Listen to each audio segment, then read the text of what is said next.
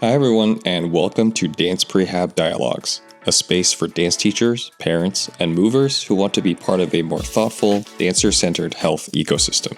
I'm Dr. Robert Tsai. I am a dance performance physical therapist and the founder of Dance PREHAB Physical Therapy and Performance. Whether you're guiding a young dancer, imagining greater possibilities, or continuing your own movement journey later in life, we're here to explore how preparation, communication, and care can evolve with you.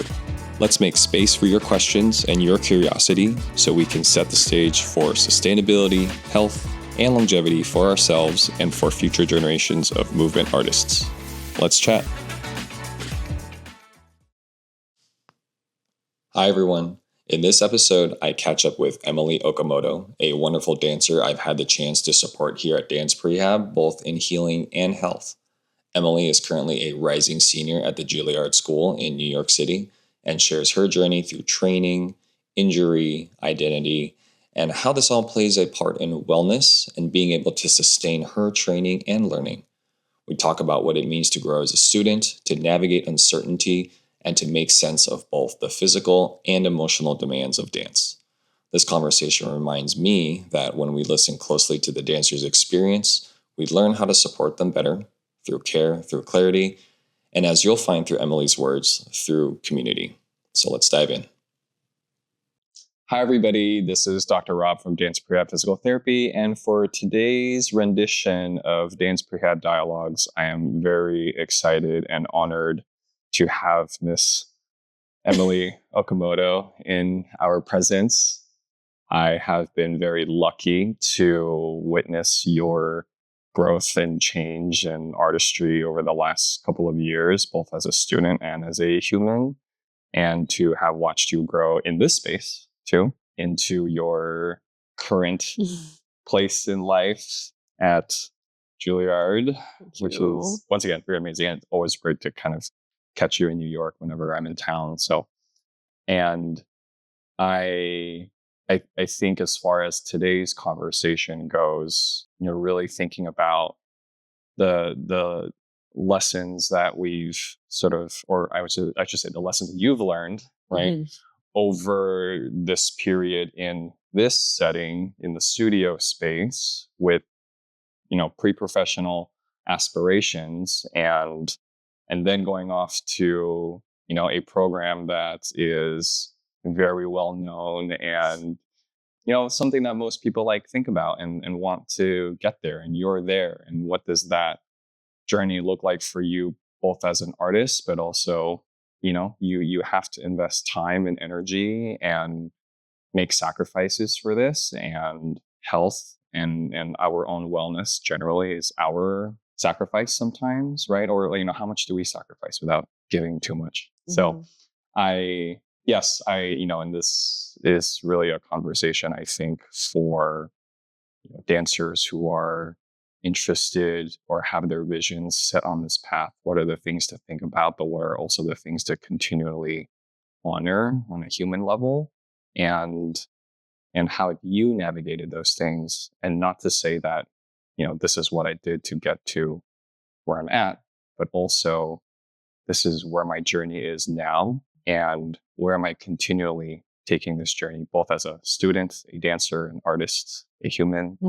Yes. So, let's see some things. Yeah. We're at Dimitri Kula Classical Ballet Academy, where you've hung out for a long time. A long time. Yes. Oh my God, 16 years?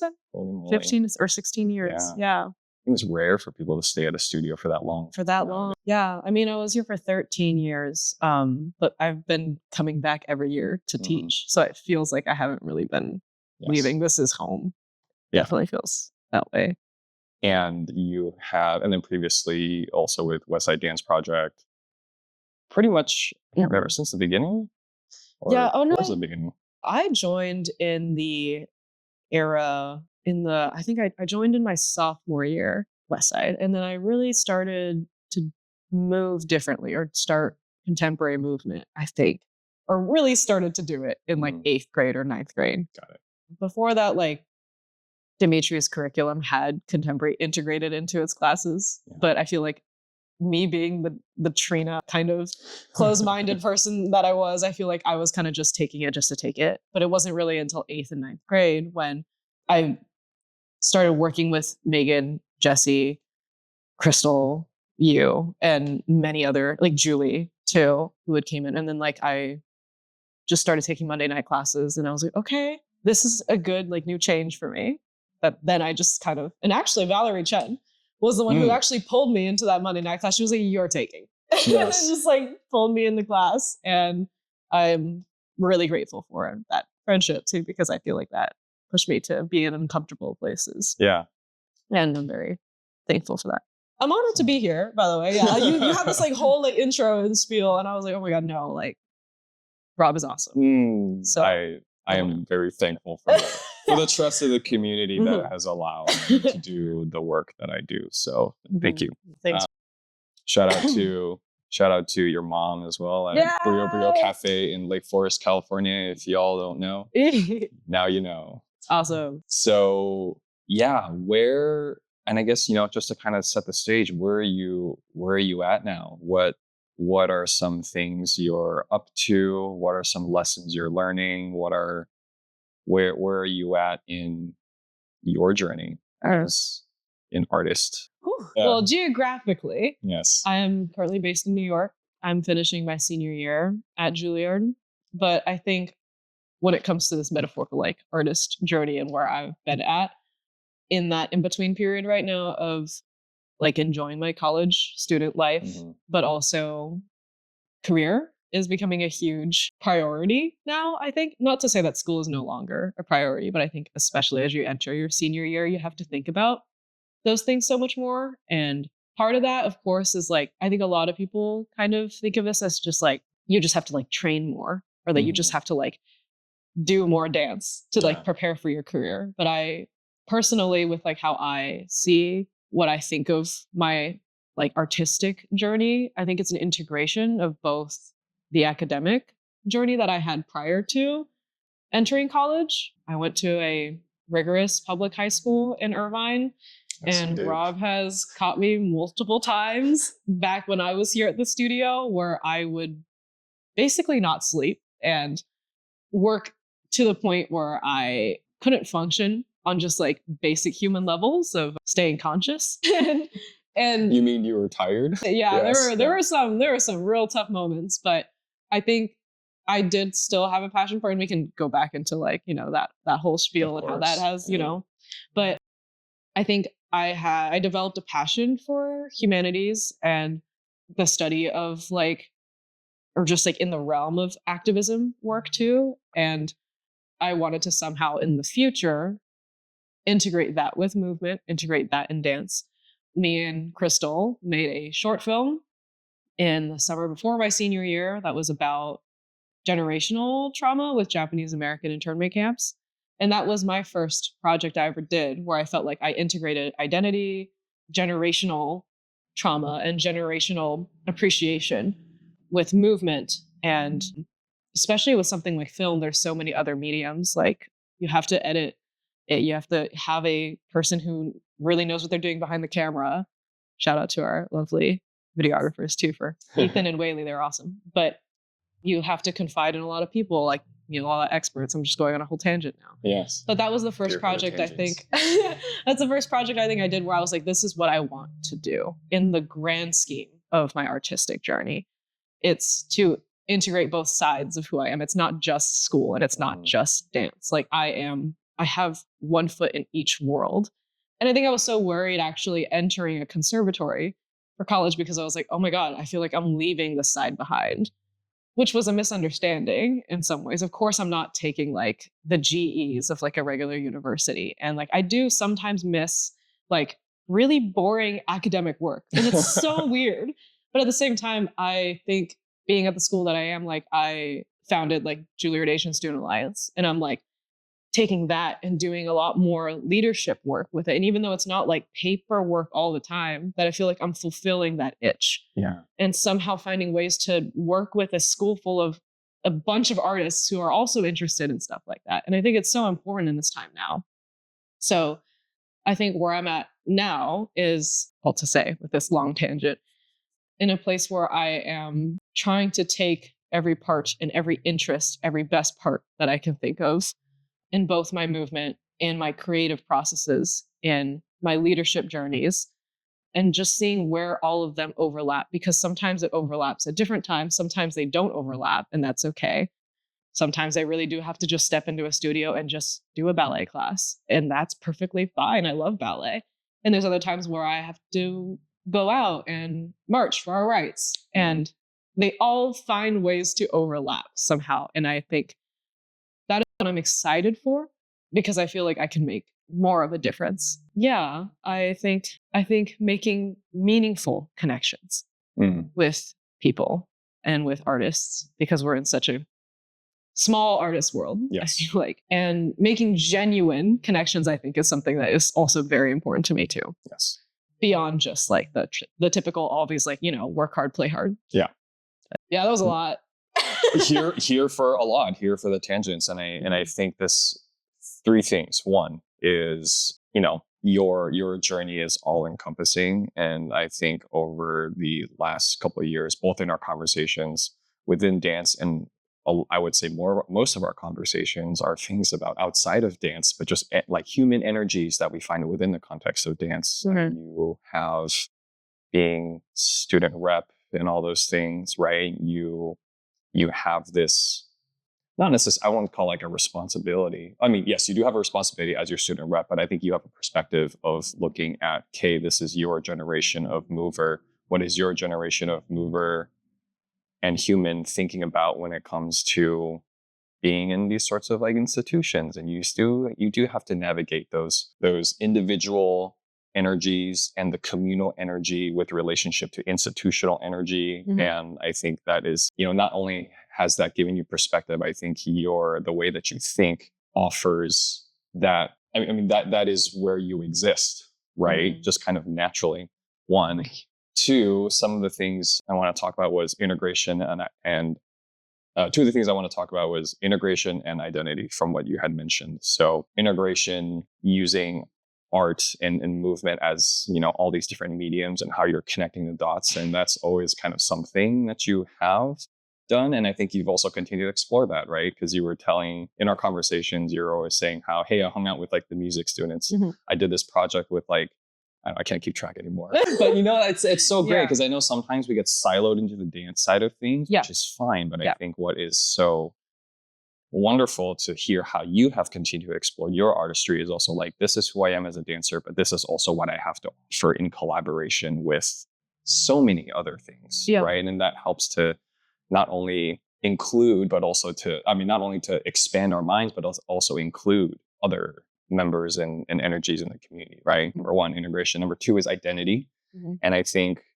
you were speaking about, working with Crystal on the project based on your family's experiences of Japanese internment. And I think, you yourself have had to balance that Japanese heritage side versus the fact that you are also growing up here in America. And egocentrically, I have kind of had to do the same, being raised in Taiwan by, very Taiwanese parents. Well, in the grand scheme of things, they were much more liberal on the Taiwanese parent side. But yes, right. So we've always had to manage this duality of growing up and understanding our parents came from a certain culture and then having to navigate the culture that exists here. And how does that affect our artistry? How does that affect our work? How does that affect how we, once again, integrate? Right? Because there was always the thought of like, we have to integrate into society, right? And if you look at, this is becoming US history here. It's American US history. But, you're looking at, I read about how, and the same thing, my Crystal, my wife, her family was part of that experience. And so I've continued to learn more about that as part of her journey as well. And this whole idea of, these things happened and Yet, you had people in your community, in the Japanese American community, still, having already integrated, but still continuing to integrate, right? The whole, like what was it? Like the 442nd, Yeah. right? Yeah. So even though these things were happening, there was still this idea of like, but we can still integrate, we can still demonstrate that we belong, etc. And, not to say like, oh, prove a point, but kind of, right? Because that's just how it's built into you. So with all that being said, that being part of your heritage, and I see how much of that informs the decisions that you make as a young artist, and just a human growing up in this world too, right? So yeah, and I think that's just like something I've always really appreciated about the types of conversations that we've had. Well, thank you. And I think this idea of integration is huge because you're not seeing all these things as like separate. You're seeing everything as like, hey, this is a part of me, and how do I navigate that? And so in the context of your social justice work and being able to, right, invest yourself in these purposes that requires a lot of energy. There is a cost to our available energy, which we do have to replenish from time to time, right? That's where like a wellness conversation comes in. And then, that also applies back to our whole idea of like integration and how, right, you're just kind of operating as a human in all these different places. That also applies to dance and dance performance and training to be able to do, in your case, the work of the choreographer or the piece, but also the mental, emotional energy of what those works represent. Yeah. As an artist, when we talk about wellness, it's such a broad term, and maybe I'm just leaving it broad because, you take what you will from that. Gotcha. But, if I were to say, what are the ways that you are replenishing your cup in order to move forth with intention, move forth with integrity, move forth with purpose, what does that look like to you? Physically, mentally? Yeah. I think the biggest thing I've learned, I think, is how important it is to turn your brain off in order for you to be able to activate it again. And I think maybe with my generation's misunderstanding, sometimes we think of that as like, then the second we get into bed, we scroll through our phones. And I think like to an extent, yes, it is like helpful to just like do something a little mindlessly, subconsciously. But I think as of recently, I've spent more time just unplugging or allowing myself to take a step away from everything that I can think of before I can walk back in and just be like, all right, tsunami's coming. Like, I'm just going to walk right in. Like, sometimes when it's really difficult, I have to admit that I do put my head down and just kind of walk through. And as soon as I get to the other side is when I'm allowing myself to sometimes process. And I don't like to preach that. I don't like to preach the idea of people having to suppress everything that they're feeling. But at the same time, I'm so appreciative of the kind of grit that sometimes develops, not just in myself, but in a lot of my role models and the people around me too. And it's this like weird balance, especially being a teacher now and trying to teach these morals to a generation that is still dancing here. And I see a lot of myself in them in certain ways, but I also see that I think this generation is also a little bit more aware of their mental health in ways that I think I thought I knew. And I think navigating that balance is so difficult, finding that fine line of when is it okay to push and when is it not. And I think physically too, when I sprained my ankle, it was before my senior year, to which Rob helped me plenty, and that is why I'm able to dance. And I still do your PT exercises all the way till this day. Good for now and good for life. Yeah. It's really helpful and really important every night in my rehearsal processes at my school. I have to elevate, roll out, strengthen. Like, I have to do everything before I go to sleep. Otherwise, I feel the repercussions in the morning. And it makes such a big difference. Like, I think to be a dancer, physically, you will always be tired. Like, even if you get enough sleep. Of course, I wish in my high school years I got more sleep because it does make a drastic difference. If you sleep, but You heard physically. it here first, folks. What a concept. What a concept. What a concept. But I think even if you get enough sleep, in a conservatory lifestyle at least, like your body can still hurt or it can still be tired. And of course, it's good to like distinguish whether or not that hurt is like overworking hurt, or if it's like injury hurt, or if it's just like sore hurt, and just kind of navigating those and leaning on people who are willing to help you too. Like if you have an anatomy question, like, you know, talk to the people who can help you navigate that. And then you're like, okay, well, I'm not an expertise on this specific thing, but maybe I can get closer and closer to finding ways to work with what I have, because oftentimes with the body and with the mind and soul and all the things, it can't be solved in a black and white structure, you know? And I think that's the same way with this navigating of the how far you push and how far you don't. And that, like, I feel like there is no straightforward answer, unfortunately.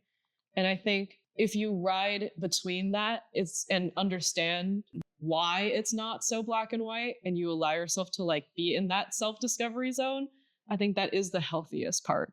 I think that is the healthiest, to continue to challenge yourself in ways, but also know when too much is too much. And I think in order to also figure that out, you have to take a step away from everything. If you're always in the tsunami wave, you're not going to be able to see everything. So that is why I have to take time away to see the full picture as best as I can. And sometimes I don't have the luxury to do that. But whenever I can, I do. And I take it. And it makes a world of a difference. So the other thing, sorry, I'm going on a second one now. Second tangent. Second tangent. I think the other thing is allowing yourself to acknowledge when you're frustrated, when you're feeling really upset about something that you feel like you shouldn't be upset about. Because chances are it's probably a bunch of micro things, or it's like a bunch of things just like happening all at once. Sometimes it's just feeling overwhelmed or stressed, or sometimes you're just sad and you just don't really have like a clear explanation. Again, it's that there's no straightforward answer. It is so hard to acknowledge your feelings and process them, and also still find gratitude. But it is so important, is what I'm realizing. It's not toxic positivity. And I think that's so also very hard to navigate. If you fall into toxic positivity, you're not able to process and acknowledge like how you're feeling if something is stressful in the studio space or outside the studio space, or what's going on in the world. For me, as an artist, as a person, I'm very emotional, and a lot of my creative works, or what I do, is centered around things that are very emotional for me. But the fact that I have the privilege to be able to explore that, the fact that I am in a safe space with other artists who care and want to see my work, the fact that I can share it and work with such wonderful artists across genres to express and in some ways heal from whatever is happening out there or here. Putting those into perspective, it's almost like you can't take yourself seriously in some ways. It's like, oh wow, this is a great character development. This really sucks right now and it really hurts. But oh my God, am I going to get through this with these people, with this community, with this space, with my body, with my movement? The fact that I can dance still at the age of 21, like, and beyond, hopefully, is such a privilege. And I'm so grateful for that. And the people who got me here, and to not discount how you're feeling and be like, okay, I'm allowed to feel really frustrated. And now how do I like move forward in a way that I'm not going to regret? And that gets me through things, of course, to like, sometimes I do have to put my head down and go. But then there's other times when I feel like I can lift my head a little bit more up as I walk through that storm too. Tsunami wave. I don't know what metaphors I'm sticking with. I mean, if we're going with the culturally relevant analogies, you're hitting it on the mark. So, yeah. Yeah, that fills my cup, I guess, to always go through whatever process journey. Because the artist life is hard. It is hard. And I'm still in college and I have that safe institution still. The second I leave, it's going to be completely different too. And I already acknowledge that, you know. Yeah, that's wonderful, by the way. No, thank you. So you talk about being, and I think we both understand this in different contexts of, you know, needing to push and things like that. I did a previous podcast with a good friend / former student of mine who's now an athletic trainer. And, he works with high performance athletes, not just dance, but everywhere else too. But he talks about that, where if you're a high performance athlete, and we can talk about dance as high performance athlete in the context of like, you're dealing with a lot of, once again, there's a lot of things that are costing you.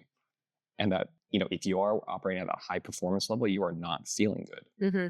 And so I think, what does that mean? It can mean it's very different for everybody.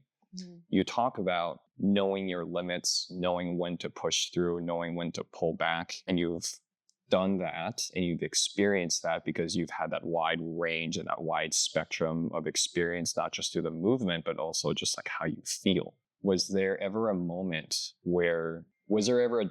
decisive moment, I suppose, when you were thinking to yourself, this type of feeling is good to push through, and this type of feeling is where I need to pull back from? And how did you arrive there? Was that and I know that none of these are singular moments, but was there ever a moment where maybe you look back on several moments and you saw that pattern and then you were able to decide that and distinguish it for yourself? Yeah, great question. I think when it comes to like mental or emotional push-throughs, I feel like the first thing that came to mind was my experience with ballet, particularly. Training here, pink tights, leotard, bun, like every day, routine. I adored bar, actually. Surprisingly, like I loved bar. Coming to the center, I loved to move. I really enjoyed training here a lot, as much as it was also really difficult. I think the second change happened and I went to college. I had such lovely practitioners, teachers, like professors, like awesome. But it was different, like I think in the concert, I don't want to say like just like concert dance world, but like the sphere of a lot of concert dance artists in college, particularly, there's a lot more like this acceptance to break down those walls or those structures of like strict tradition. And I was like, this is great. Like I get to like self-express. I don't need to wear like a leotard and tights in order for me to feel like I can move in that way. I can somehow let my contemporary movement inform ballet a little bit more, and vice versa, the other way. And I think because it was different, and because my body then started to practice it differently, ballet differently, that there were things that I started to lose that were ingrained in the 13 years I had here. Because you were starting to do more contemporary movement. Mm-hmm. And that was even within the ballet spaces, despite it being like a very strict ballet class. And I'm so grateful for my teachers because they've opened my eyes to see ballet in a way that's completely new and different. And I'm so grateful for that. And yet I found myself finding so many moments where I would need to like take a step out of class because I'm like, I've lost my turnout, or like, I feel like my knees aren't as straight as they used to be, or like sometimes my body image, like the internalized body image of what a typical ballerina needs to look like does resurface, despite me fully being conscious that that is unhealthy. And that's how strong sometimes like the internalization is. And in a weird way, like I missed the strictness, and it was this weird balance of like, am I becoming a bad dancer? Like, why is this hurting me so much? Why is it hurting me so much to the point where I have to like step out? And why am I confused? Like, and there are such great dancers there too. Like imposter syndrome was already crazy. So I was like, okay, wait, maybe like, I thought ballet was like a strength of mine. Like what's going on? Like, do I deserve to be here and whatnot? And every time I like took a step out, which didn't happen every single day, obviously, but it was enough or frequent enough to where I was like, there's something wrong here and I don't know what it is.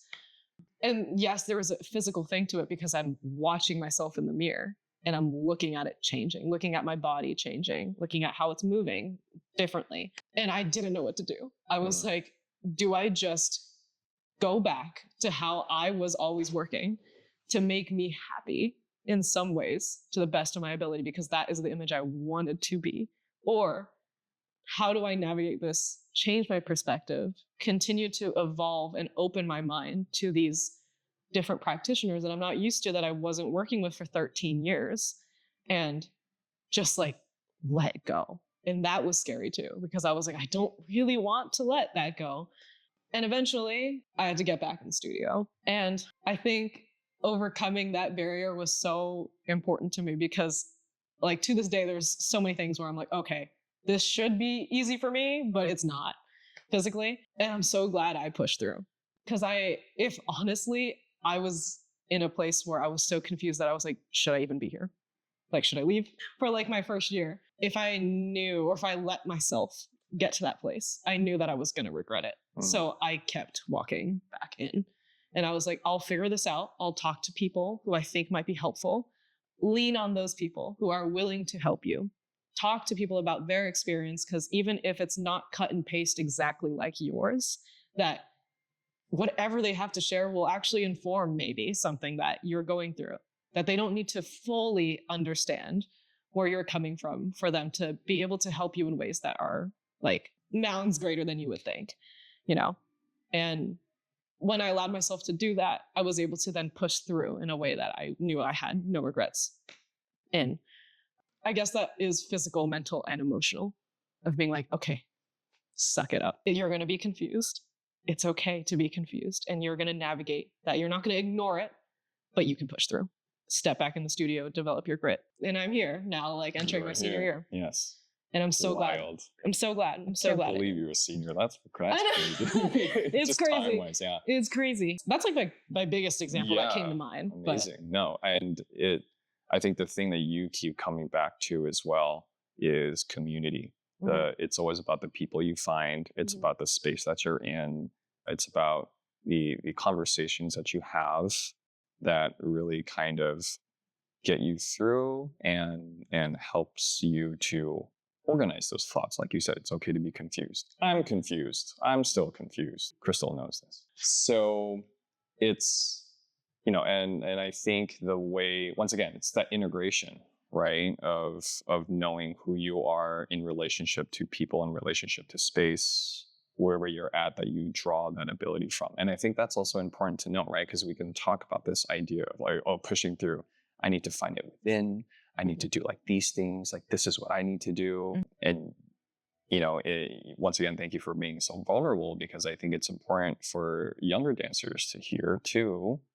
And anybody really, myself included, that it's okay to be in these places, but we don't have to do everything ourselves, right? Yes, Rob, you don't have to do everything yourself. It's true. It's true. And Rob got me through a lot, y'all. He got me through a lot. I try. I do. I'm very blessed. Yeah. So being able to obviously like push through is something that will have to happen. Was there ever a moment where you stopped and you told yourself, yep, this isn't it? Yeah. You're like, I cannot, this is not for me, either for yourself, or this is not for the energy level that I have. And, you talk about that feeling of like, am I good enough? Am I not? Am I choosing not to do this because I'm not good enough? Am I not doing this thing? Or do I feel like I don't want to push through because of these internalized feelings? What was the thing that told you, hey, it's okay to pull back and once again, reset, recover, unlearn perhaps? And how did you arrive at peace, whatever peace means to you, with that kind of a decision to not do something, or to acknowledge to yourself that like, hey, this isn't for me right now? Yeah, no, 100%. I think this is a good transition for me to go more into like the physical, or like focus a little bit more on that. This is why it's so important, again, reiterating, to be able to take a step out of everything to look at the situation, which is your life or the world or whatever. Yeah, like it's important to Most be people are like, oh yeah, let's pull back out of ballet. Right. Emily's like, let's pull out of the earth. Right. Let's see, big picture. I'm just like sending into space. It's important to do that. It's important to do that. It is. We're just tiny beings in a rock being blasted through space, interstellar speeds. I think about that all the time. Like, I think it's like how insignificant like we are, and yet we are so significant because of that. It's a whole thing. Yeah. Anyway.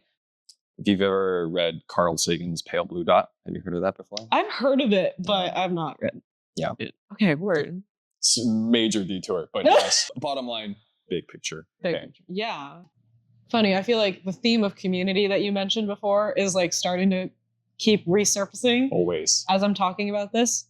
I also think with my previous example of pushing through, there was the physical, mental, and emotional layerings to all three. And I think it's the same applies for this one actually too. The story was I was in ballet class and at my school, and I was doing an adagio, and my teacher was helping me like spiral my leg, and I felt something like pop in my hip, like for a little bit. And I was like, oh my God, that doesn't feel good. Freaked out. But I was like, it's okay. Like, it's fine. It's okay. Like, I took a step out for a second, and I started to feel as I was walking, and I was like, oh, that can't be good. That can't be good. We just started. Like, it can't be good. As I was walking onto the hallway to like take a seat, Ellie Kushner, shout out to Ellie Kushner, consoled me, talked to me, like lay me down. And she actually just like told me to take a second to just breathe and just keep breathing. And she was like, sometimes the body hurts a lot, but it's also because it's so connected to the mind. And when your mind freaks out and panics about the idea of the fact that you could be injured, your body actually can feel so much worse. And she was so right, because at first I was like, no, I think I like really did something. I think I like did something to it.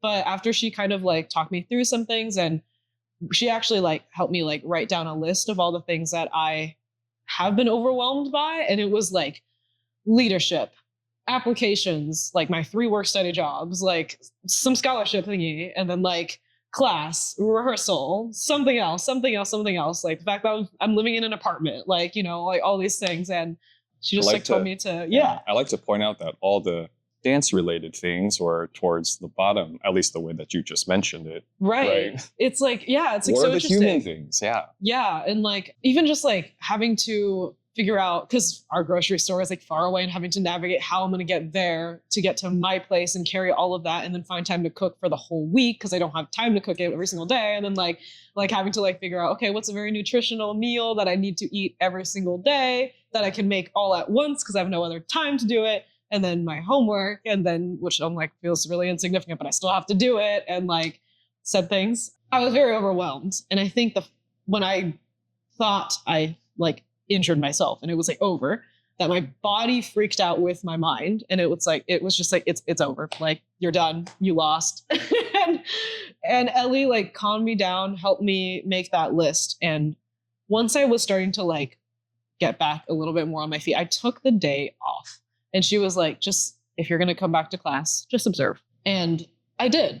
And I just felt like really silly a little bit for like a second, because I mean, like, I have observed before. It's not like it's something that's new to me, but I just felt like I almost had like a panic attack in some ways, like in relation to my hip.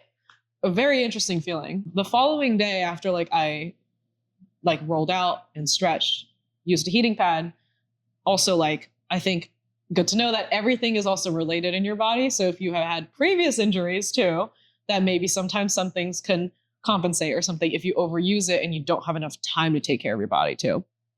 And if you take the time to slow down, the following day, I was like, oh, this is not that bad. My hip was like, it had like a little bit of that, like, what's the word? It's not soreness, achiness. It had some achiness. So I knew that something was still off, but it was not nearly as painful as it felt the previous day.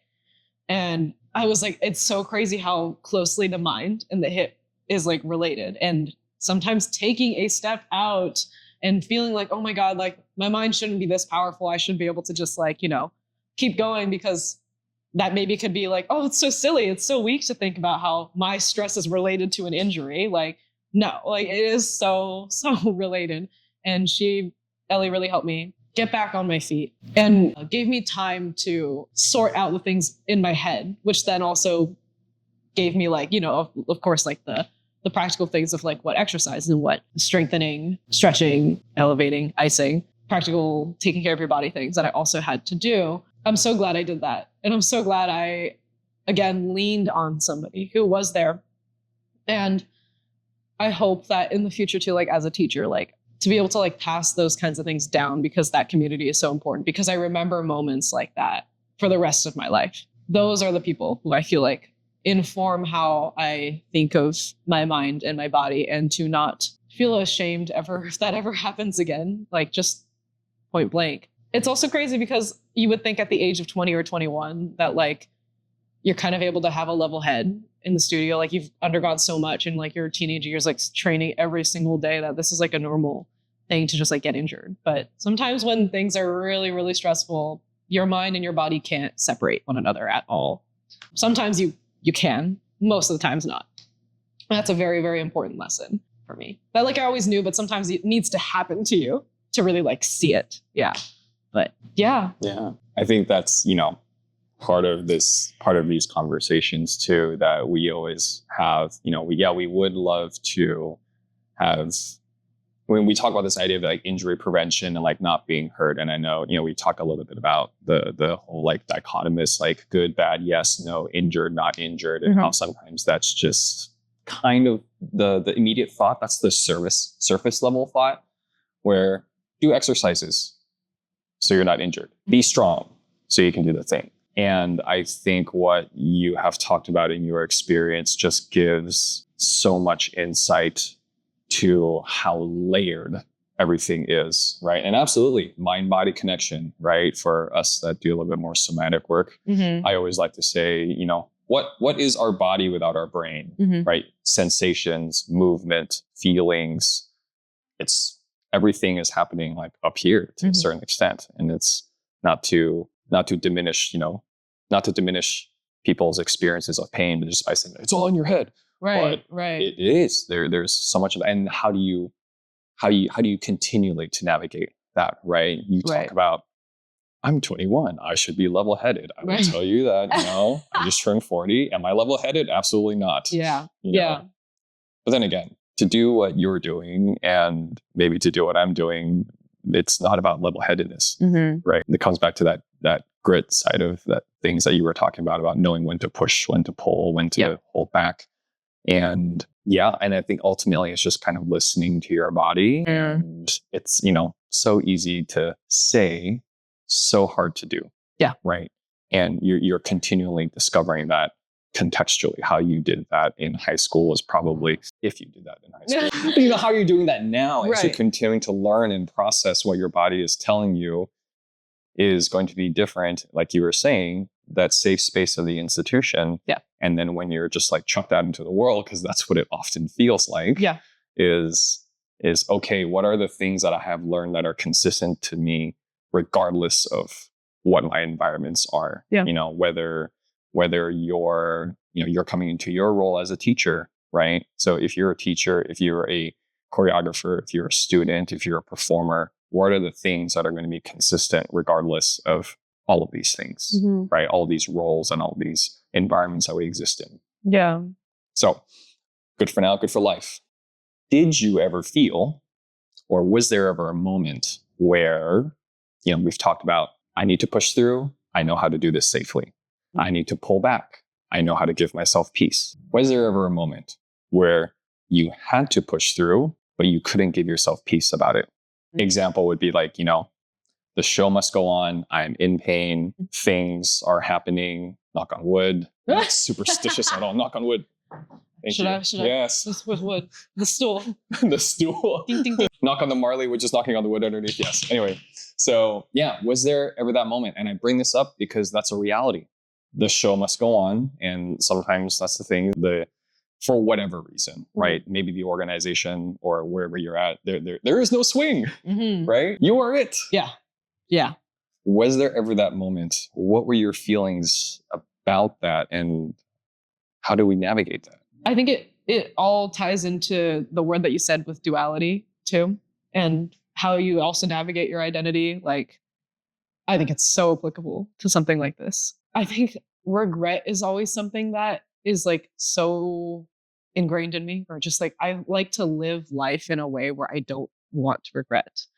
And I think part of that could also be the fact that like I go backpacking or like I go hiking, and I almost died a couple of times on some of those trails.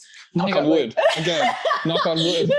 I got hypothermia once. I was going down a mountain. Like I was like almost got hypothermia, and there was like bears and quite literally like with the whole family. So my whole family's, shout out to my family for also sticking out that storm. It was also in the winter. So winter storm, and the sun was setting. So it was dark. Where was the tsunami? Cold. It was like, yeah. So it was crazy. But things like that, where I'm like, but I really wanted to get to the top. I really wanted to summit because otherwise I was gonna regret it. It's all like, I'm gonna regret it. And even if I was like, I almost kind of died a little bit getting down the mountain. My parents had to like get me changed, and I was like shaking, and like, you know, like bears on the trail, like a mama cub. And anyways, point is going back to the fact that not taking yourself so seriously and acknowledging it as character development is also something that's so important to me in a way. I don't think like living life always like that is sometimes great because you can find yourself in dangerous places. But then I can look back on that and be like, oh my God, I can tell that story for the rest of my life. And like, I'm like, oh my God, that is like such an entertaining story that I can tell for the rest of my life. That experience also makes me like who I am too. You made it out alive. Right. And then there's like the practical things too of like, there have been multiple times where I would perform and I'm not fully body-wise in a great place, or mentally I'd feel not great. Yeah. And I'm like, I just have to go in and do the job that I have to do. Do the job. Do the job. And like the thing also about my school is we perform very often. Yeah. And I think because of that, it really just feels like you're jumping from one project to another, and you sometimes don't have time to process, which is why it was so nice talking with Ellie and actually writing the things out that were stressing me out and seeing it point blank and then recognizing how these are all layered was so informative for me, because then I'm like, okay, as cliche as it is, like you can take these things into your performance in a way that doesn't take away from the work. And sometimes once you're able to acknowledge everything, you're like, okay, I will revisit this in 15 minutes when this work is done. And I've done a piece where it was very mathematical in the countings. And it was, even the movements, it was very geographical. But that piece was a 40-minute piece. I think it was 40 minutes. And all like mathematical, very like non-emotion.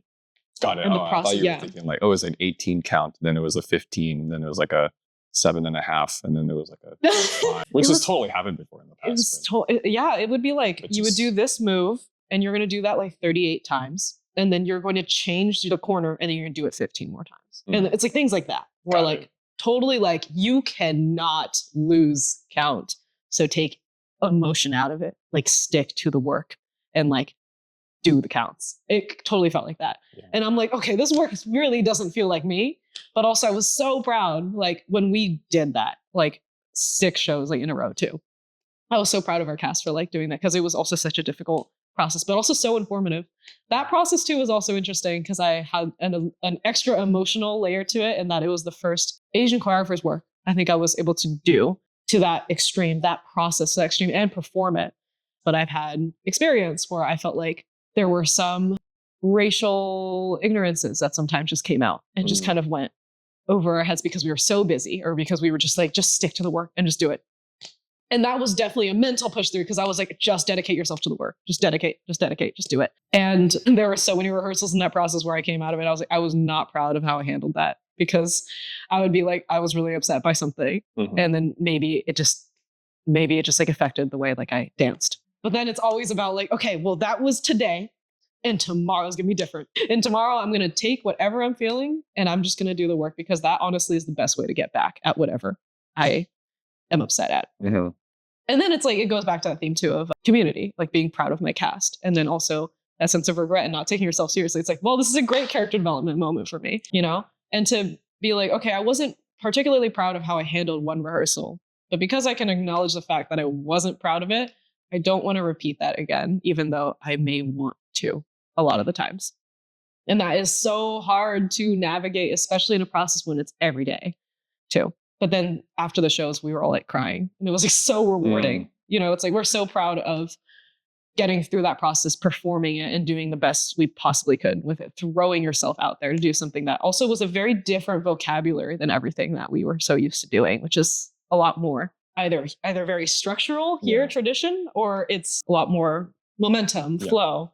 And this was kind of in between that. Yeah, that was a whole process too. That was like a process where I was going back and forth between being proud of something and not being proud of something. And sometimes you push through something mentally and you're not proud of how you push through it physically. And there's other times where you push through something physically not well. And you're like, okay, well, mentally I did well. Or like it's interesting. It's interesting. Like what you can get kind of sometimes. Yeah. Yeah. What does pushing physically feel like to you? It's like pushing, like, I guess I would say pushing physically when you know your abilities or your capacity is maybe capped in some kind of a way. Maybe it's not feeling right, or I guess in the most immediate example of, what often dancers ask is like, oh, I'm feeling pain, and how do I know when to push through?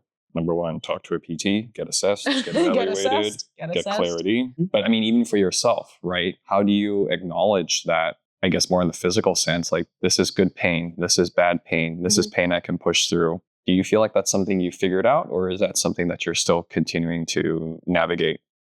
Always navigating. Yeah. Always navigating. Yeah. I mean, in that rehearsal process too, like, again, that also was just a rigorous performance work. It's 40 minutes of just like constant dance. I wasn't in the full 40 minutes as it was a big cast, but it's still like, I learned a lot from it physically. We had a lot of bruises, a lot of blood, like a lot of like crazy, we had a couple concussions, like, like it was crazy, Those things are not great. Same thing as when I put point shoes on and I have blisters, calluses, like things that are really painful that for the average person is probably not great.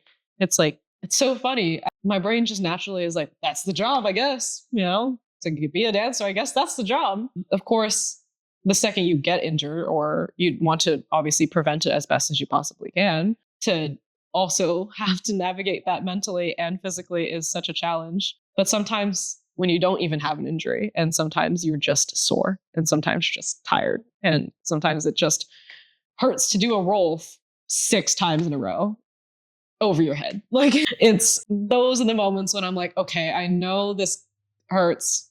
I'm not injured. I can suck it up and just dedicate myself. And if I get injured from doing this multiple times, if they're asking me to do it multiple times, then I'm kind of like, all right, at least I dedicated myself as fully as I possibly could.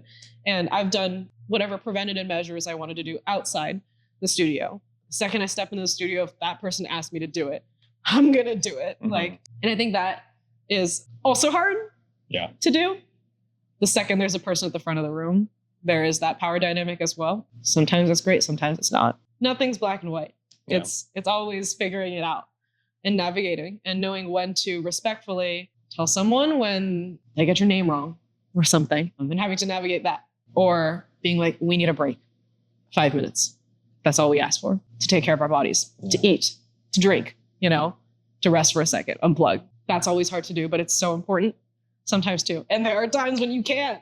And there are times when you can. I don't like to preach that. And I hope that as a teacher in the future, as whatever position of educating or like giving or passing down, whatever position I end up being in, I don't want to create a space like that. But it's almost like having to endure those and having those experiences like inform me to then become hopefully a better person for the younger generation. I say as I'm still in the younger generation. But I mean, it's happening, and I think, once again, we've had many conversations outside of this over the years, and it is the way that, like, how we consolidate all of our lessons and then be able to put forth that into the future is, once again, what is intentional, what is with integrity and with purpose, right? And it's the long game, I sit here and I would love to give people a list of 3 things to do if you're injured or if you need support, any sort of, right? But this whole conversation is also a great reminder to me of the value of community and the value of those around us. And I think something I'm continuing to learn as well. There are many things that I do that I know I feel like I need to do on my own, wherever that stems from, right? I mean, it's an immigrant kid thing. I feel alive and well inside. I feel. Yeah. So much of what you said has been about that, has been you being able to say, where can I get the support that I need? And then being able to, once again, not necessarily just like, oh, and then that let me push through, or that I was able to, have the resilience and the strength to do these things, but that you have been able to gather all of that. And I think that's just, going to go into your teaching as well. So I have no doubt that, you will influence many in your spaces. In fact, if not already, right? So thank you. Yeah. But I have like role models like you to also like see that too. Like you are in this field for so long. Wellness is so important to just like not only like your career, but like who you are, like as a person too. Yeah. Like it's who you are. And you preach that for yourself and you preach that for so many people, including myself. Thank you. Yeah. Rituals. I think it's continuing to find what wellness, there is what wellness is. And once again, wellness is another conversation. It's like, I think wellness has been co-opted by a lot of different communities to have redefined what it means to them specifically. But in that sense, it's also what wellness means to you. There's what wellness is, and then there's what wellness means. So what does wellness mean to us as, not just as performers, or I'm not performing anymore, but what does wellness mean to me for a human? So I always like to draw this back to, right? You as a student, what is your role? What is important to you is that you're able to perform and stay well and hydrated and rested, right. and nutritionally fully charged, so you can do the work that you want to do, and so you can do the work that is going to be asked of you, right?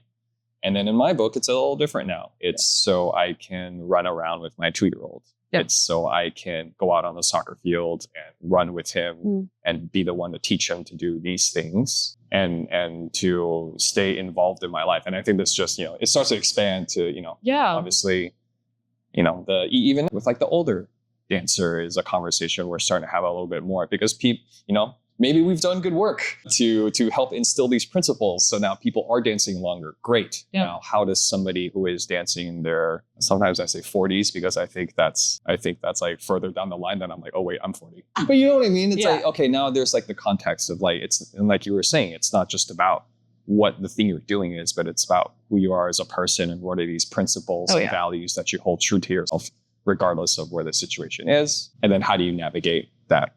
So forever learning. Yeah. And I think I'm surprised this like also like did not come up earlier too, but you bring up such great points of like wellness is and what wellness means.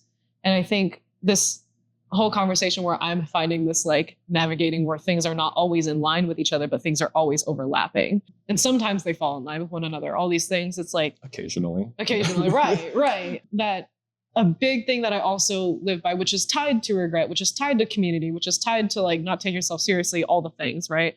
I think is searching for fulfillment over happiness.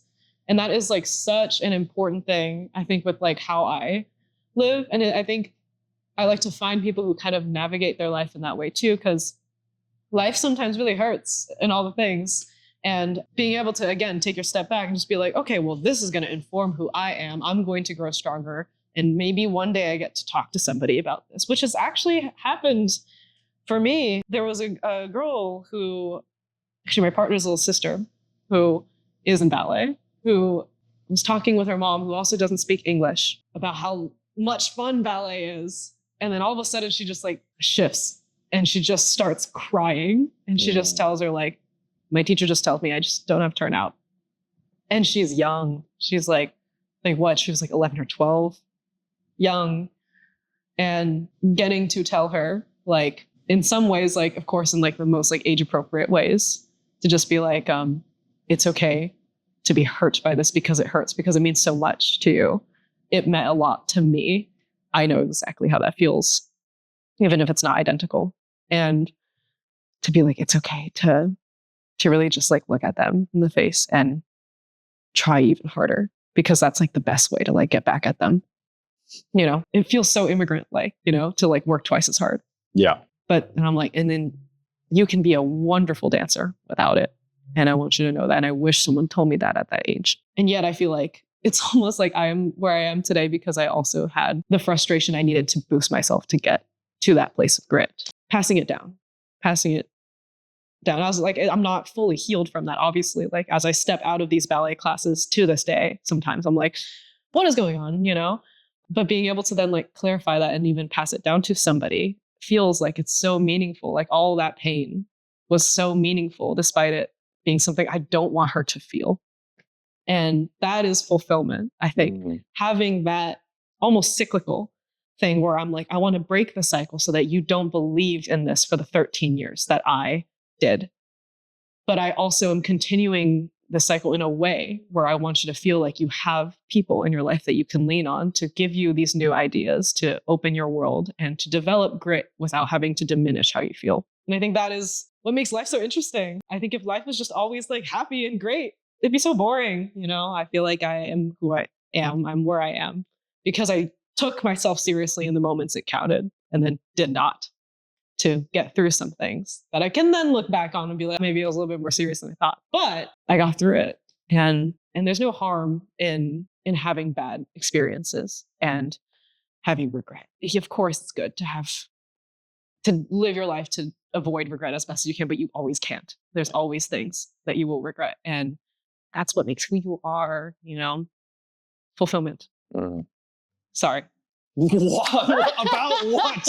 About what? On another tangent. Here's the sorry jar. $5 in there, please. Yeah. I keep going on a tangent. Hopefully, like it's all kind of mashing together. I mean, I think these are the conversations to have, right? I think people, you know, if I were to say, you know, people tuning in, you're probably thinking about, ooh, I'm going to get some advice on how to prevent injuries when I go to college, or how do I get to where Emily is because I want to be there, right?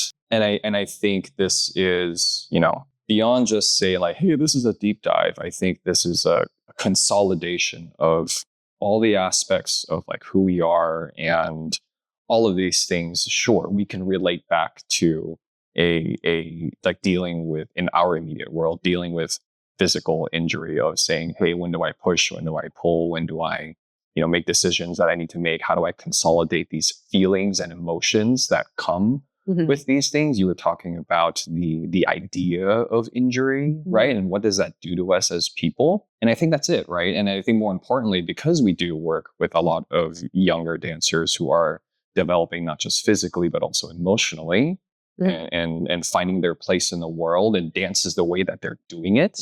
It's important to hear and acknowledge, and, you know, maybe they don't understand it now, but hopefully they understand it later. And, you know, for those of you that are listening or watching, this is something I continue to navigate as well. I mean, these words from you are even like very helpful to remind me of, you know, in my jaded life. But I mean, you know, it's just like being able to look back and say, oh yes, there was a point in time where there is a part of me that still believes in the ability for us to have a very human experience and consolidate those human side of ourselves, while also acknowledging that dance is hard, that this experience will be taxing, and that beyond the here's how you prevent injuries, right? More about how we navigate the potential hardships and challenges that come. And then the way that we learn how to navigate that in dance will also be very similar to how we navigate that later in life, right? So even in the context of what I do now, it's about there is, of course, you know, my work in like physical therapy and things like that, but that also comes at a cost, right? Running a business, and trying to reimagine frameworks and systems about how to support dancers like en masse instead of just the one-on-one PT side of things. But that does come at a cost to, you know, time or, you know, should I say also like my family. And I'm very grateful and beyond thankful that Crystal allows me to do these things, right? And so if any of you are ever wondering like why Dance Prehab exists, it's because of Robin Kish, Joe Smith, and Crystal Matsuyama Tsai. So, and I think, yeah, it's these human conversations that we need to like put forth more. And I'm so excited to see how you influence people in your space, you know, today, tomorrow, 5, 10, 20 years from now. So I hope to keep learning from you. Thank you. Yes. Oh, warms my heart. Like coming from you, especially. I feel like yes, everyone looks up to you. No, That's just a given. No. Yeah, and I talk about only because I'm taller than most people. That's the maybe a little bit. You're a little tall, but even like I talk about my experiences here, training here at Dimitri's, and that like my experience with ballet. Like I just said that like for 13 years, I wish someone told me, or like which is so valid. But I have these wonderful people in my life. Like I trained with Dimitri and Jennifer, and they're like second parents, you know, as much as there are times where it really hurt. So great being with Jesse and Megan and Crystal and so many other, Anna, Shone, Ruth, one of my like first ballet teachers ever here. Hope she's doing well. There's just so many people who are part of this village that make you who you are. And you are 100% like part of that village for me, and like how I was able to get through and navigate such difficult moments here. And I know you dealing with like teenagers too. Like I totally was this person who like just thought it would be the end of the world if I like skipped a class at school, or like if I didn't do my homework and stayed up till like 3 a.m. doing it, when I was literally destroying my health in some ways, in many ways, like having to like find the words to talk to teenagers who are navigating stuff like that, especially your teenage years when you're so like hormonal and like you just want to be the best you possibly can, yes. Especially with the pressures of like what is coming next. College is a big thing in a lot of people's minds. And as somebody who is in college right now, it's like once you get there, it feels like you can just make the most out of wherever you're at. Honestly, I am so privileged and grateful to be where I am. And I acknowledge that, of course, like there's hard work to like get there. But I also do think that any acceptance always has an element of being subjective. And I want people to know that your worth is so much more than that. And that you can, wherever you end up, that you can always make the most out of your experience and make it fulfilling, you know? And not that like I really needed to give advice, but sometimes there's also a lot of people in your life who are always there. And on a day-to-day basis, it's hard to remember that. And in the long, like long ways away, you look back on it and you're like, wow, I did have these people telling me. Of course, I'm like, I wish I took some of that. Like, I really wish I like took more of that in my years. But I hope that these people who are giving this information at that age, maybe all the time when I wasn't really like listening, know that it has informed me where I am now. I'm sorry it took so long, you know, but like that immediate impact is also not always visible, you know, or like impact in general is not always visible, but it happens and develops. And once you plant a seed, it starts to keep growing. Yeah. And you totally do that like crazy. Like you totally crazy do that, you know? So just hanging out, doing the thing. Yeah. So a lot to thank him for. I was a stubborn teenager.